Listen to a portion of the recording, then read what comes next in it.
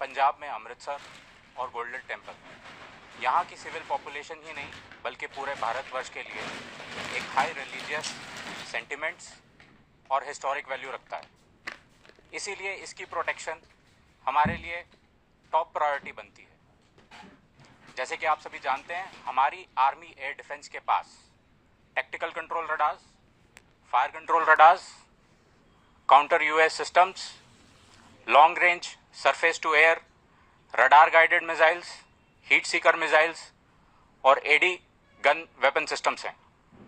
हमारी लेयर्ड और tier defence, जैसे आपने डीजीएमओ की कॉन्फ्रेंस में उसका मेंशन सुना होगा, ठीक उसी प्रकार हमारी different class of ground based air defence weapons, एक कारगर एयर डिफेंस और काउंटर यूएस अम्ब्रेला यहाँ बनाए हुए हैं।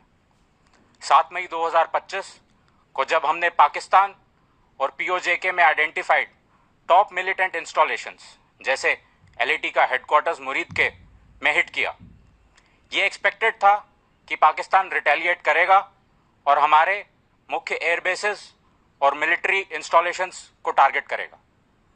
बट टू आवर सरप्राइज, कुछ kamikaze drones surface to surface और एयर टू सरफेस मिसाइल्स जो कि डायरेक्टली गोल्डन टेम्पल के लिए वहां से लॉन्च की गई थी, लगभग 3 दिन तक they tried to damage our air bases and military installations. Success नहीं मिलने पर इन्होंने यही कामिकाजी ड्रोन्स और रॉकेट्स को सिविल एरियाज, गुरुद्वारा साहिब और रिलीजियस एरियाज को भी टारगेट किया। All of the air raid was intercepted and shot down with such precision.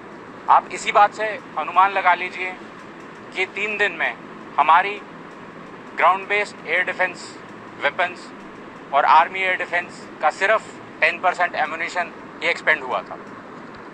I must tell you this, हमारे जवान्स दे वर चार्ज्ड अप।